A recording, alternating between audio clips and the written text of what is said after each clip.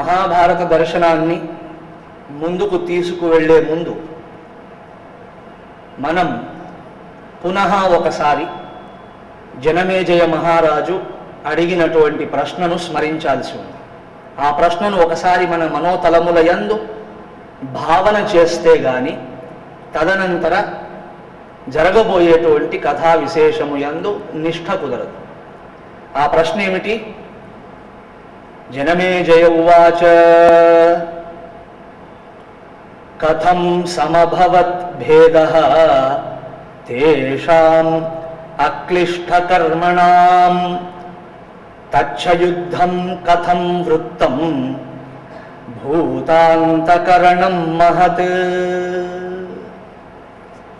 ఈ ప్రశ్న మహాభారతానికి పునాది వంటిది. జనమేజయ మహారాజు వైశంపాయనుల వారిని అడిగినటువంటి ప్రశ్న కథం భేదం సమభవత్ తేషాం అక్లిష్టకర్మణాం ఇది. మా పూర్వులు పాండవులు, ధార్తరాష్ట్రులు, కౌరవులు అనుకుంటాం. పాండవులు కౌరవులు అన్నట్లుగా అది ప్రసిద్ధమైనది. కానీ కౌరవ శబ్దముతో పాండవులు కూడా సూచింపబడతారు. కౌరవులంటే కేవలం ఈ 100 మంది కాదు. కురువంశంలో ఎవరెవరు జన్మించారో వారంతా కౌరవులే. కాబట్టి కౌరవ శబ్దంతో, కౌరవ పదంతో పాండవులు సైతం సూచింపబడతారు. మరి వీరిని పాండవులు అని ఎందుకన్నారంటే పాండురాజు గారి పుత్రులు, అలాగే ధర్మనిష్టాపరాయణులు. కాబట్టి వారిని ప్రత్యేకంగా సూచించేందుకు గాను పాండవులు అన్నారే తప్ప కౌరవులు అంటే వీరు కూడా. ఒకవేళ వీరిని పాండవులు అంటే ఆ 100 మందిని ధార్తరాష్ట్రులు అన్నది. ధృతరాష్ట్రుల వారి పుత్రులు. జనమేజయ మహారాజు వీరిద్దరినీ భావన చేసి మా పూర్వులైనటువంటి కౌరవులు అంటే ధార్తరాష్ట్రులు, అలాగే పాండవులు, వీరి మధ్యన భేదం ఎందుకు వచ్చింది, విద్వేషము ఎలా ప్రారంభమైనది, కథం సమభవత్ భేద, భేదం ఎందుకు వచ్చింది అసలు. వారిద్దరూ చదువుకున్న వాళ్లే, ఇద్దరికీ సంస్కారం ఉందని నేను అనుకుంటున్నాను. వారంతా ఒకే గురువు దగ్గర విద్యాభ్యాసం చేశారు, ఒకే చోట పెరిగారు. భీష్మాదుల యొక్క పర్యవేక్షణలోనే వీరిద్దరి ఎదుగుదల కూడా ఉన్నది. ఇది ఇలా ఉండగా తచ్చ యుద్ధం కథం వృత్తం, విభేదములు తలెత్తితే తలెత్తాయి గాక అది భూతాంతకరణం, ఎందరో ప్రాణులు నశించినటువంటి మహాయుద్ధముగా, కురుక్షేత్ర సంగ్రామముగా ఎలా పరిణమించినది, అదంతా మీ ద్వారా నేను తెలుసుకోవాలనుకుంటున్నాను ఓ మహర్షి అని ప్రార్థించారు. ఎవరింట్లో మహాభారత అధ్యయనం జరుగుతుందో వారికి జయము వారి చేతిలోనే ఉంటుంది. కారణం ఏంటంటే వారు సమస్యలన్నింటినీ అత్యంత సూక్ష్మంగా ఉన్నప్పుడే గ్రహించే నేర్పరితనమును పెంచుకోగలుగుతారు. కాబట్టి మహాభారత శ్రవణము వలన అత్యంత భీషణమైనటువంటి స్పర్ధలు ఎలా పుడతాయి, తజ్జనితమైన సంతాపముల నుండి మన జీవితాన్ని మనం ఎలా సంరక్షించుకోవచ్చు ఇత్యాదులన్నింటినీ అత్యంత ప్రశస్తంగా సవిస్తారంగా బోధించేటువంటి గ్రంథము. మహాభారతాన్ని ఈ కోణంలో అధ్యయనం చేయాలే తప్ప ఈ ఫలాని కథలో ఇలా భీష్ముడు ఇలా ఎందుకు చేశాడు, ద్రోణుడు ఇలా ఎందుకు చేశాడు, ఇది కాదు తాత్పర్యం.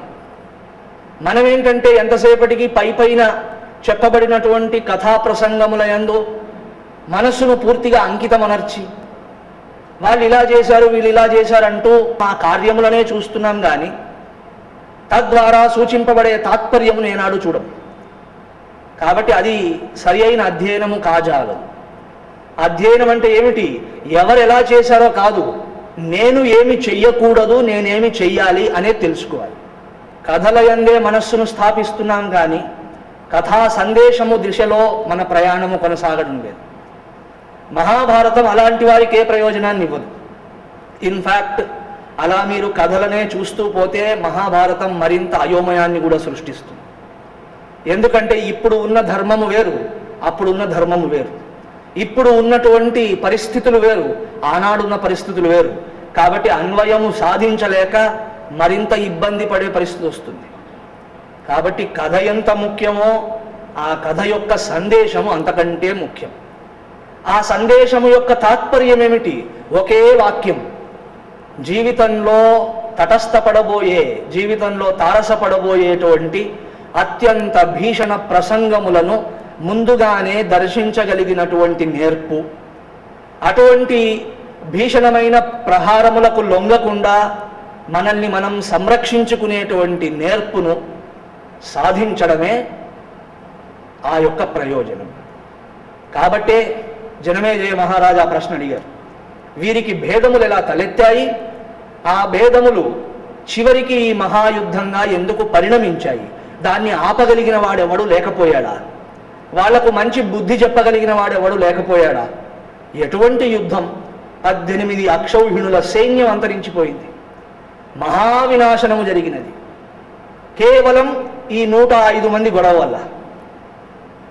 ఓ వైశంపాయన యతీంద్ర, ఈ విషయాన్ని నాకు ద్యోతకపరచండి అన్నారు. ఆ ప్రశ్న సహాయంతో మనం ఒక్కొక్క అడుగు ముందుకు వేస్తాం. కురువంశంలో అంకురించినటువంటి 2 రాబోయే రోజులలో మహావృక్షాలుగా ఎదగబోయే 2 చిన్న అంకురములను చూశాం. ఆ మహావృక్షముల యొక్క ప్రస్తావన మహాభారతంలో మొదలు వచ్చింది. ఉద్యోగ పర్వంలో సాక్షాత్ శ్రీకృష్ణ భగవానుడు గానం చేశాడు. ఈ వృక్షాలు కేవలం మహాభారతంలోనే కాదు, మన జీవితంలో కూడా ఉంటాయి. ఆ వృక్షాలు ఏమిటి? ఒకటి అధర్మ వృక్షం, రెండవది ధర్మ వృక్షం. మొదలు దేన్ని స్మరిద్దాం? అధర్మ వృక్షాన్ని స్మరించడం మంచిది. దుర్యోధనో మన్యుమయో మహాద్రుమః స్కందః కర్ణః శకునిస్తస్య శాఖా దుశ్శాసనః ఫలపుష్పే సమృద్ధే మూలం రాజా ధృతరాష్ట్రో అమనీషీ. అధర్మ వృక్షము ఏ స్వరూపంగా ఉంటుంది? దుర్యోధనుడి స్వరూపంగా ఉంటుంది. అంటే అధర్మ వృక్షము వేరు, దుర్యోధనుడు వేరు కాదు. కాబట్టి అది మన హృదయంలో అంకురించినా సరే మన లక్షణం దుర్యోధనుడి లక్షణమే ఒకటే అవుతుంది. దుర్యోధనుడు అంటే ఒక కాలానికి పరిమితమైన వాడు కాదు. ఈ అధర్మము ఎక్కడ అంకురించినా అది దుర్యోధన స్వభావం. ఆ మహావృక్షానికి కాండం ఏమిటి? దుర్మార్గముల వైపు మనల్ని ప్రేరేపించేటువంటి మిత్రులు, మనల్ని సక్రమమైన మార్గంలో పోనివ్వకుండా మనకున్నటువంటి బలహీనతలను మరింత ఆజ్యము పోసి పెంచేటువంటి వారు. అలాంటి మైత్రి మన జీవితంలో ఉందంటే మహా అధర్మ వృక్షానికి కావలసినటువంటి కాండము తయారైనట్లే. శకునిస్తస్య శాఖ, ఆ అధర్మ వృక్షానికి బ్రాంచెస్ ఏమిటి? దానికి శాఖోపశాఖలుగా ఉన్నటువంటి స్వరూపం ఏమిటి? శకునియే అవసరమున్నా లేకున్నా అనవసరమైనటువంటి అంశములలో ఉద్విగ్నతలను కల్పించేటువంటి వాడు, కూట భాషణాదులు చేసేటువంటి వాడు, మిథ్యావచనములతో అయోమయ పెట్టేటువంటి వాడు, ఎదుటి వారిని తగ్గించేందుకు తన మాట నెగ్గించుకునేందుకు ఏ పనైనా చేసేవాడు. అలాంటి వాడు మన జీవితంలో ఉంటే, వాడి వైపుకు మన చెవి పెడితే మన జీవితంలో అధర్మ వృక్షానికి కావలసినటువంటి శాఖలు తయారైనట్లే. అలాగే దుశ్శాసన ఫల పుష్పే సమృద్ధే, మనము సరిగ్గా వ్యవహరిస్తున్నామా లేదా అని చూడకుండా మనం ఏది చెప్తే అది చేసేటువంటి వాడు గనక ఒకడు ఉంటే, మనం అధర్మము చెప్తున్నా ఇది అధర్మమని తెలిసి కూడా చిత్తం మీ ఆజ్ఞ ఎలా ఉంటే అలా చేస్తాను అనేటువంటి దుర్మార్గుడు గనక మనకు సహకారం అందిస్తూ ఉంటే అధర్మ వృక్షానికి ఫలపుష్పములు వచ్చినట్లే. ఫల పుష్పే సమృద్ధే, సమృద్ధంగా వచ్చినట్టు. Not 1 not 2, it's a biggest ఫాలియేజ్. కావలసినంత ఈ వ్యవహారం ఆవిర్భవించినట్లే. సరే, వృక్షము ఎలా ఉన్నా దానికి సారమును అందించేటువంటి వేళ్ళు ఉండాలి. ఆ వేళ్ళు ఎవరు? మూలం రాజా ధృతరాష్ట్ర అమనీషి. ధృతరాష్ట్రుడే ఈ అధర్మ వృక్షానికి మూలము. తనది కానటువంటి దానిని తనది అని భ్రమిస్తూ దానిని సాధించుకునే దిశలో చేయబడే ప్రయత్నమునకు నిదర్శనం, ఆదర్శం, సాక్షాత్ స్వరూపం ధృతరాష్ట్రుడు. మన యందు అలాంటి బుద్ధి గనక ఉంటే అధర్మ వృక్షానికి సంబంధించిన వేళ్ళున్నట్లే. ఎక్కడైతే వేళ్ళు, స్కంధము, శాఖోపశాఖలు, ఫలపుష్పాదులు ఉంటాయో అక్కడ ఇంకా అధర్మ వృక్షం అంటూ ప్రత్యేకంగా ఉండవలసిన పనేంటి? అదే అధర్మ వృక్షం. ఇలా చెప్పాక మహాభారతం ధర్మవృక్షాన్ని చెప్పింది. ఏమిటా ధర్మవృక్షం? యుధిష్ఠిరో ధర్మమయో మహాద్రుమః స్కందోర్జునో భీమసేనోస్య శాఖాః మాద్రీసుతౌ పుష్పఫలే సమృద్ధే మూలం కృష్ణో బ్రహ్మ చ బ్రాహ్మణాశ్చ. ధర్మవృక్షం స్వరూపమేమిటి? ఇది యుధిష్ఠిర మహారాజులాగా ఉంటుంది. దీనికి కాండము అర్జునుడు, శాఖోపశాఖలు భీమసేనుల వారు, అలాగే నకుల సహదేవులు అనేటువంటి ఫలములు పుష్పములతో ఈ మహావృక్షం అలరారుతూ అందంగా కనిపిస్తుంది. వీటన్నింటికి ఆధారం ఎవరు? కృష్ణ బ్రహ్మ బ్రాహ్మణాశ్చ. కృష్ణుడు అంటే భగవంతుడు, బ్రహ్మము అంటే వేదము, బ్రాహ్మణులు అంటే వేద అధ్యయనశీలురైనటువంటి మహాత్ములు. ఎవరి జీవితంలో భగవంతుడి పట్ల భక్తి, శాస్త్రము పట్ల భక్తి, శాస్త్రమును అనుసరించే వారి పట్ల విధేయత, గురువుల యందు ఆచార్యుల యందు శ్రద్ధ ఉంటాయో వారి జీవితంలో ధర్మవృక్షానికి సంబంధించిన వేళ్ళున్నట్లే. ఈ విధంగా ధర్మ అధర్మ వృక్షములు యుధిష్ఠిరుడిలాగా దుర్యోధనుడిలాగా సాక్షాత్కారమై ఉన్నది కురువంశము యందు. ఈ కురుక్షేత్ర మహాసంగ్రామము ఒకనాడు ఎప్పుడో జరగబోతుంది. ఇప్పుడు దానికి సంబంధించిన ప్రస్తావన లేదు. అయితే మన కథా స్మరణమంతా, కథా చింతనమంతా ఆ చివరి యుద్ధం అనే కోణంలోంచే చూడబడుతుంది. ఎందుకంటే ప్రశ్న అది, ఈ మహాయుద్ధం ఎలా జరిగినది, మహాయుద్ధానికి కారణమైన విభేదాలు ఎలా పుట్టాయి. కాబట్టి వైశంపాయనుల వారు తదనుగుణంగా కథ చెప్పాల్సి ఉంటుంది. అడగబడిన ప్రశ్నను అనుసరిస్తూ జవాబు చెప్పాలి. ప్రశ్న ఏమిటి? భేదములు ఎందుకు తలెత్తాయి? ఆ భేదములు చివరికి యుద్ధముగా ఎందుకు పరిణమించాయి? ఈ మహా ఉత్పాతమును ఎవరు ఆపలేకపోయారా? That's it. మహాభారత యుద్ధం రాజ్యము కొరకు అవ్వలేదు, రాజ్య స్పర్ధ వలన పుట్టలేదు. ఇది అలా కనిపిస్తుంది, చివరికి అలా పరిణమించింది, నో డౌట్. ఏదో ఒక ఎక్స్క్యూజ్ కావాలి కదా కొట్టుకోవడానికి. ఏ ఎక్స్క్యూజ్ లేకపోతే ఎలా కొట్టుకుంటాం? కానీ చాలాసార్లు మన కొట్టుకోవడానికి మనం చూపించే ఎక్స్క్యూజ్కి సంబంధం ఉండదు. ఇది చాలా లోతుగా చూసిన వాడికి అర్థమవుతుంది. మహాభారతం కూడా అంతే. రాజ్యము కొరకు అయినట్లు కనిపిస్తుంది, కానీ దాని బీజం అది కాదు. దాని యొక్క ఆత్యంతికమైన ప్రారంభం అక్కడ అవ్వలేదు. నెమ్మదిగా అలా పరిణమించింది, అలా కనిపించింది.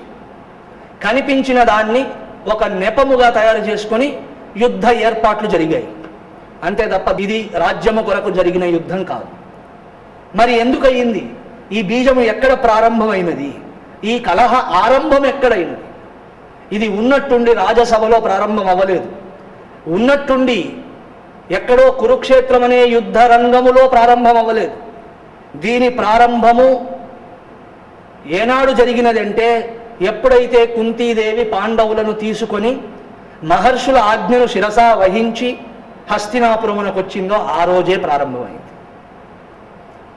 ఒక రోజుకు పూర్ణమైనది అంతే. కలహారంభము మాత్రం, బీజరూపంగా మాత్రం ఇది సంస్కారముల యుద్ధమే తప్ప రాజ్యము కొరకు జరిగిన యుద్ధం కాదు.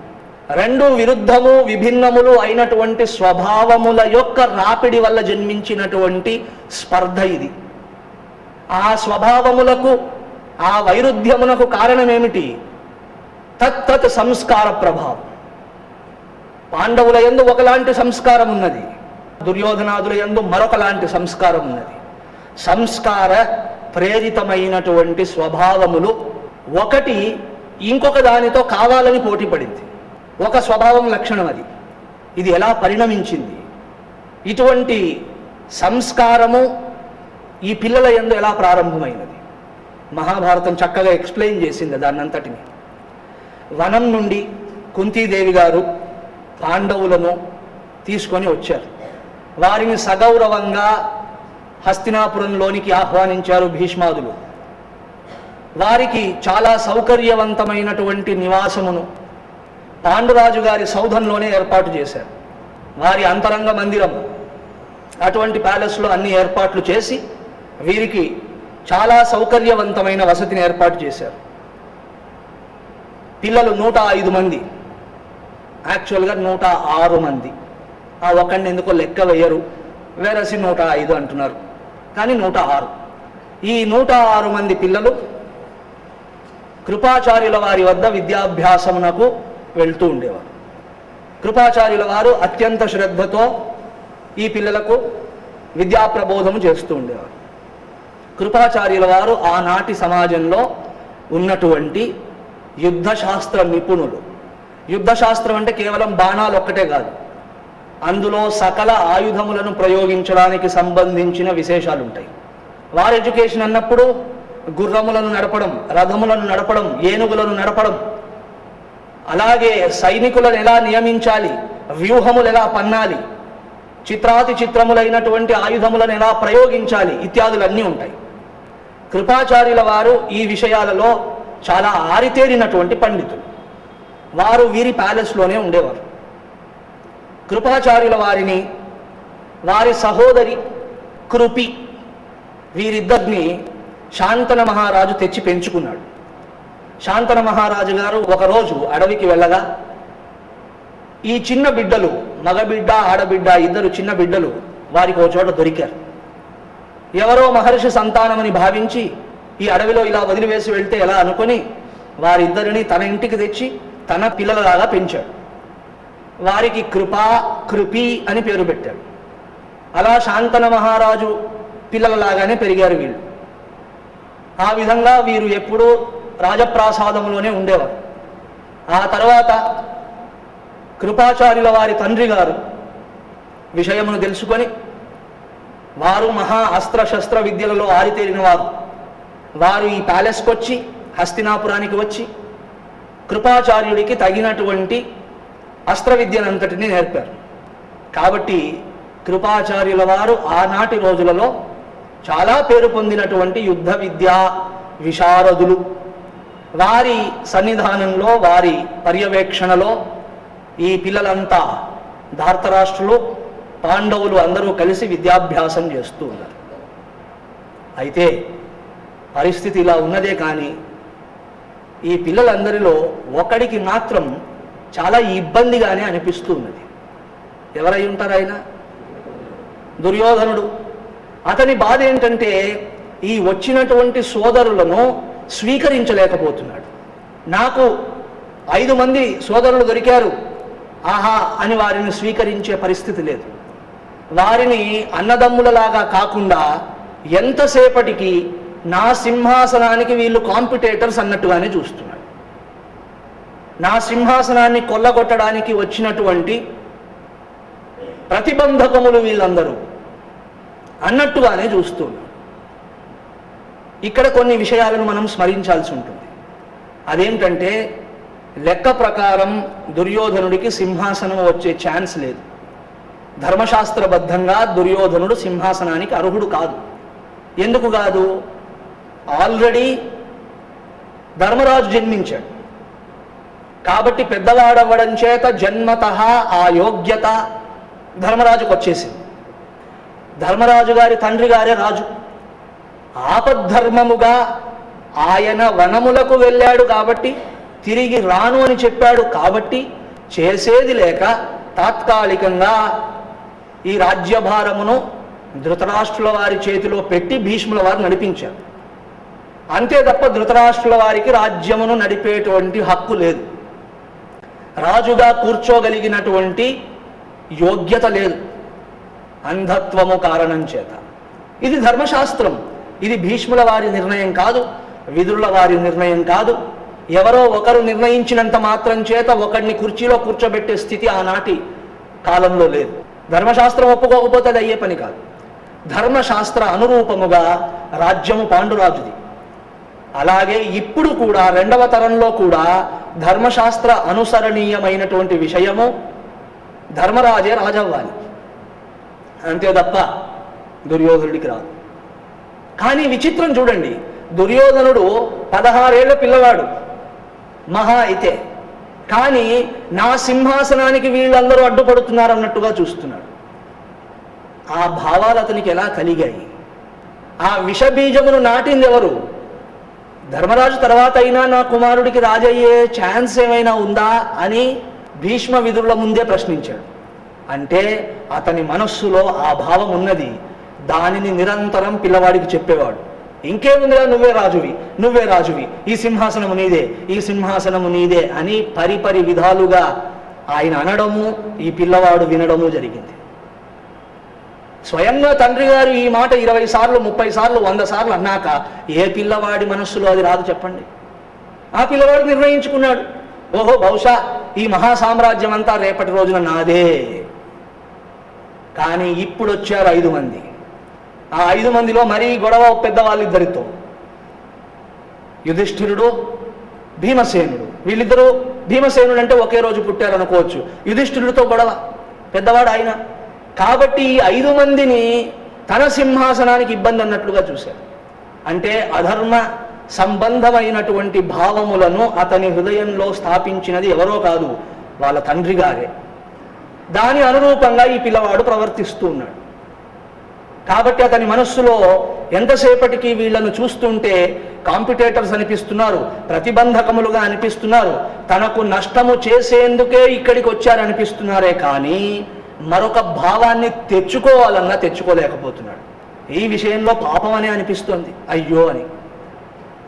ఇప్పుడు వరకు వీడు ఎదిగాక తన యొక్క భావములను మార్చుకోవచ్చు, కానీ మార్చుకోలేదు. పిల్లవాడిగా పాపం అంటున్నా అంతేనే. ఈ సోదరుల విషయంలో జాలి పుట్టవలసినది పోయి, ప్రేమ రావలసినది పోయి, అయ్యో పాండురాజు గారు మరణించారు, మా చిన్నాయన గారు ఎటువంటి స్థితి వీళ్ళకి కలిగినది, అభాగ్యులైపోయారే అని ఒక సహజమైన మానవ సహజమైన జాలి పుట్టలేదు అతనికి. అలాగే ప్రేమ సంగతి దేవుడు ఇంకది చాలా దూరం. కరుణా జాలి పుట్టవలసిన స్థానంలో ఈర్ష్య జన్మించినది. ఇది స్పర్ధకు కారణం, భేదమునకు కారణం. ఈర్ష్య, జలసీ అంటారు. జలసీ గనక మన హృదయంలో వస్తే జీవితంలో భేద నిర్మాణం అయినట్లే. అది ఇవాళ కనిపిస్తుందా, రేపు కనిపిస్తుందా, అంతే. ఇవాళో రేపో అంతే, అంతే తప్ప ఎక్కువ సమయం పట్టదు. దుర్యోధనుడి యొక్క ఈర్ష్య రోజు రోజుకి పెరుగుతున్నది. తన మనస్సులో ఈర్ష్య తప్ప మరొక పరిస్థితే లేనట్లుగా తయారైంది. వీళ్లను చూస్తుంటే సహించలేకపోతున్నాడు. ఇలా జరగకుండా ఉండాలంటే ధృతరాష్ట్రుల వారు ఏమి చేసి ఉండవలసినది?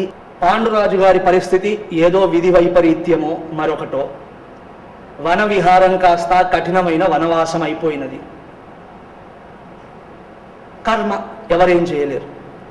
ఆయన కూడా ఒక నైరాశ్యమును పొంది ఒకలాంటి ఓటమిని భావన చేసుకున్నాడో ఏమో. నేను పునః హస్తినాపురంలో కాలు పెట్టను, ఈ వనంలోనే ఉంటాను అని వానప్రస్థ సంబంధమైన జీవితాన్ని గడుపుతున్నాడు.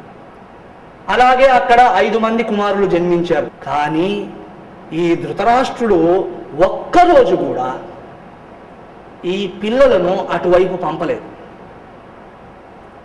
This is the mistake. వాళ్ళు పోనీ ఇటు రారు, ఎందుకంటే వ్రతం పెట్టుకున్నారు, మేము ఈ వనాన్ని వదిలి రాజధానుల్లో ప్రవేశించము. వానప్రస్థ నియమం అది. వానప్రస్థులైనటువంటి వారు నగరముల యందు ప్రవేశించరాదు, అతిగా అందరితో సంభాషించరాదు. వారి మనస్సు ఈశ్వరార్పితమై ఉండాలి. సరే, వారేదో ఒట్టు పెట్టుకున్నారు, మనకు కూడా 100 మంది పిల్లలు జన్మించారు, ఒకసారి ఈ సమాగమమును చేద్దాం. ఆ పిల్లలు ఈ పిల్లలు ఒకరినొకరు చూసుకుంటారు. అలాగే మా చిన్నాయన గారని వీళ్ళు వెళ్ళి దర్శించుకొని వస్తారు. ఈ పని చేయలేదు అతను. అంటే పిల్లల మధ్య ఏర్పడవలసినటువంటి ఒక ఆత్మీయ సంబంధ స్థాపనకు ధృతరాష్ట్రుడు ఏ విధంగానూ ప్రయత్నం చేయలేదు. ఎందుకు చేయలేదు? ఈ రాజ్యము నాకే దొరికితే బాగుండు, ఇది పరంపర ఇలాగే కొనసాగితే బాగుండనే ఆలోచన అతనికి ఉన్నది. ఎప్పుడైనా గుర్తుపెట్టుకోవాలి, ఈ ఆత్మీయమైన బంధమును స్థాపించే దిశలో తల్లిదండ్రులు ప్రయత్నం చేయకపోతే ప్రతి పిల్లవాడికి ఎవరిని చూసినా ఈర్ష్య కలుగుతుంది. గుర్తుపెట్టుకోవాలి.